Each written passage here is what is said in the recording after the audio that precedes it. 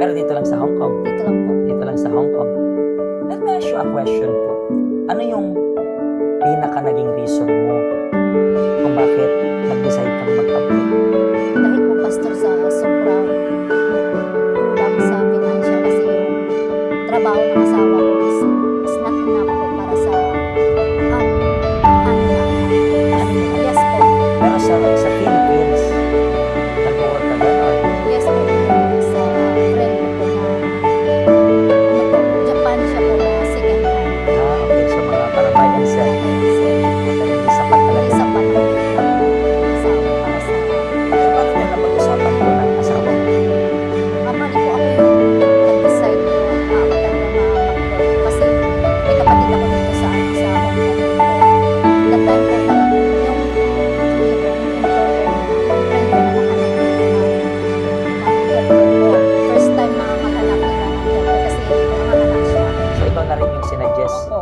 Nakailang amo ka na pala dito sa Hong Isa Kong? lang po. Isa lang. Yes po. Itong more than 6 years na Yes, to, po. isang amo lang. So, pang-apat na contract mo na to ngayon. Yes po. Kasi katapos lang ng Yeah. pangatlo. And even though, pwedeng sabihin ng mga kababayan natin kapag nanonood sa iyo, especially kapag taga Hong Kong sila, wow, swerte naman. Yes po. Kasi bihira lang yung tumatagal ng Yes, ganyan po. dito, di ba? Kung hindi na-terminate, sila yung nag-terminate ng contract nila. Pero even though napaka-okay ng amo mo, I believe, meron ka ring mga bad experience dito sa Hong Kong. Yes po. Ano yung hindi mo malilimutang bad experience dito? Yung the time po, Pastor, nung umuwi ako sa Pinas na yung anak ko po nagtanong ng ng password ng phone ko po. Yun po, sinabi ko yung password kasi gusto niya gamitin yung phone ko. Yun narinig ng asawa ko yung password ng phone ko. Yun pala nung natulog na ako, binuksan niya yung phone ko. Tapos doon may nakita siya na may ka-chat po ako na lalaki. Pero aminado ka bang ginawa mo talaga? Yes po, inamin ko talaga sa kanya. Pero saan mo nakilala yung lalaki na to?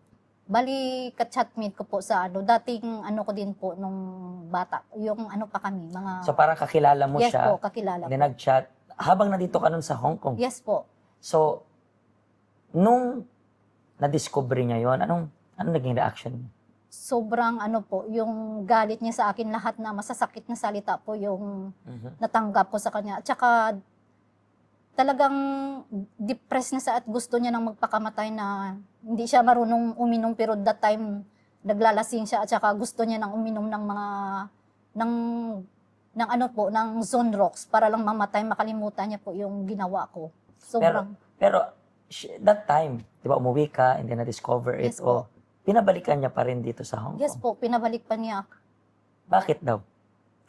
Usually, di ba, kapag Yes, kasi po walang wala siyang trabaho na para sa amin. No, Pambuhay rin yes talaga. po. So, that time na nagloko ka, I believe mabigat yun para Yes, sa sobra kanya. po. Mm. And yung na-discover niya, paano mo pinutol to? Siyempre po, na ako natakot na ako na Kung ano gagawin niya sa sarili niya. Yes po. Sobrang na rin ako, nang takot na ako kung baka magpakamatay sa ako yung sisihin po. Pero yung nag-chat kayo, chat lang ba ito ng chat o parang meron ng relasyon rin, parang ganun? Parang doon pa yung kasi pastor yung po umuwi din sa Pinas at saka kami nagkita doon sa Pinas. So inamin ko talaga sa kanya. So talagang, Kasi sinabi niya na aminin ko na doon na din nagsisi ako sa mga ginawa ko po. ano ka na napunta dito sa help center? Dahil sa friend ko po na isang building lang po kami. Pero dati ini-invite niya po ako pero hindi po ako nagtuloy-tuloy pa. Pero gano'n ka nakatagal dito sa help center? 3 years, di ba? Ano? No po, 1 year. 1 year pa Yes lang? po, 1 year and nung August, pastor last year, yes. So more than, Yes. konti lang. Konti lang. 1 year pa lang. 1 year, yes po. And bakit ka nag-decide na subukan ko nga? Subukan na pumunta dito.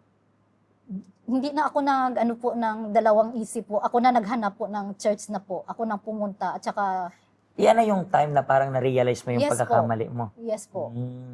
So yan na yung time na kailangan kong ayusin Yes, yung sarili ko. baguhin yung sarili ko po. And then, how was it yung una kang dumating dito sa help center natin? Sobrang nag-decide na talaga ako po na pabaptize po. Yes po. Baptize na sa tubig. Oo. Talagang patayin na yung dati. Yes, lahat ng mga friend at mga lahat ng ko sa Facebook ko, inaano ko lahat na install ko lahat po para wala na akong communication. Na kasi interesting. Lahat ng, karamihan ng na-interview ko dito, pupunta sila sa church dahil depressed sila, Yes po. pupunta sila sa church dahil may sakit, pumupunta sila sa church, maraming reason. Yes po. Pero isa ka sa nagsabi na, hindi, pumunta ako ng church kasi gusto kong magbago. Yes po. And then, paano nakatulong yung help center dito sa proseso ng pagbabago mo? Dito ko po natutunan yung may takot ako po sa Diyos at saka yung respeto ko po sa sarili ko at saka sa asawa ko po. Importante yung sinabi Yes mo. po. Yung sinabi mo na natakot sa Diyos. Yes po. Kasi marami po tayong kababayan na imbis na yung pinakasolusyon magkaroon ng takot sa Diyos, gusto nilang kontrolin yung tao. Yes po. Na para bang, pag kinontrol kita, mababago ka. Pero hindi naman yan mangyayari. I believe, hindi, kahit kontrolin ka ng asawa mo, pero kung gusto mo naman talaga yung ginagawa Yes. mo, hindi tayo makokontrol. Yes po. Ganyan yung tao eh. Pero kapag yung tao nagkaroon ng takot sa Diyos, may nakakakita man o wala, Yes po. gagawin natin yung tama. Yes At po. yan yung pinaka-importante, especially malayo sa asawa, malayo sa pamilya. Dito kasi parang malaya kang gawin kung Yes ano po, yung lahat. gusto mo. Parang live life to the fullest Yes ka po. dito. Hindi, go with the flow. Kaya, saka mo naisipin yung pamilya sa Pinas Yes. kapag nasa Pinas ka, pero hindi maganda yun. Hindi nasusolusyonan ng mali Hindi yung mali. talaga po. And as of now, alam niya na umaattend ka dito sa health Yes center po. ngayon. At saka siya din umaatenda doon sa Bacolod po. So Sa- ngayon, Yes. and then, kamusta na yung relationship? Alam ko, syempre, yung tiwalang nabasag is Yes mahirap po, nang ibalik. mahirap. Pero, kamusta yung relationship nyo ngayon? Ikaw nandito ka ngayon sa health center natin sa Hong Kong. Siya naman nasa health center natin sa Bacolod. Bacolod. Kamusta Yes. kayo ngayon? Yung ano namin, Pastor, okay yung relation namin ngayon. Pero may time na dumadating yung ginawa ko sa kanya. Parang, ano pa kasi, parang press pa sa Yan, ano kasi niya po. hindi pa Oo. naman siya ganun katagal. Kasi, eh. pero initindi ko po kasi, ano lang ako, patuloy lang ako po sa pagdasal na lahat yun ma-healed yung ano niya po, yung Yeah. sakit na ginawa ko. Importante, at least, meron kang step na ginagawa dito, and then doon naman siya sa Opo. Bacolod, may step rin siya na ginagawa. Pag nagsama yung step na to, mas mapapabilis yung healing Yes po. process. And I believe, maraming nakarelate sa story mo na mga tao, kasi I don't believe kasi na yung tao masama na lang. Yes po. Taong nagkamali, masama na yun, wala ng pag-asa. May mga taong masama yung ginagawa nila, pero ayaw naman nila yung ginagawa nila. Wala lang silang support na sino yung kakapitan ko? Paano ko magbabago? Paano ko mababago yung sarili ko? Naghahanap lang ng proper guidance and direction. Yes. Yun yung reason kaya nandito po kami para tulungan kayo. Hindi po namin kayo huhusgahan. Sa case mo po, nakaramdam ka po ba ng panguhusga dito? Wala. No, tingnan niyo. So, kung nagkamali kayo, hindi namin kayo titingnan na isang pagkakamali. Kung nagkamali kayo, hindi na natin kayang balikan yung nakaraan. So, ayusin natin yung ngayon para maging maayos yung future. Madali? No. Sa case, sabi niya na minsan, nagkakaroon pa rin ng relapse, yung alaala na ginawa mo to. Kasi yung alaala, hindi natin mabubura. Pero kaya kang tulungan ng Diyos na humilom yung sugat sa loob mo. Just visit yung health center namin. Maraming salamat po sa pag-special Yes, thank you po. guest. I believe maraming na-inspired sa Yes po. story mo. Okay? Magkita-kita po tayo next episode. God bless you.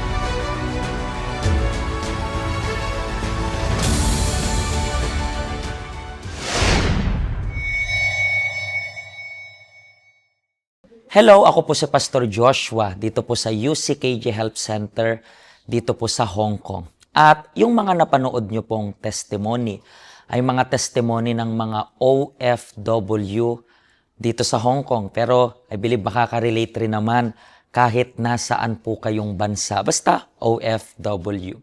Ang health center po natin ay walang pinipiling religion. Base na rin po sa name, Health Center. Kung kailangan nyo po ng karagdagang information, nandito lang po sa baba lahat ng information na kailangan ninyo. Kontakin nyo lang po kami at magiging masaya po kami na matulungan ka, ma-assist ka, nasaan man po kayong bansa. Pagpalain po kayo ng Diyos.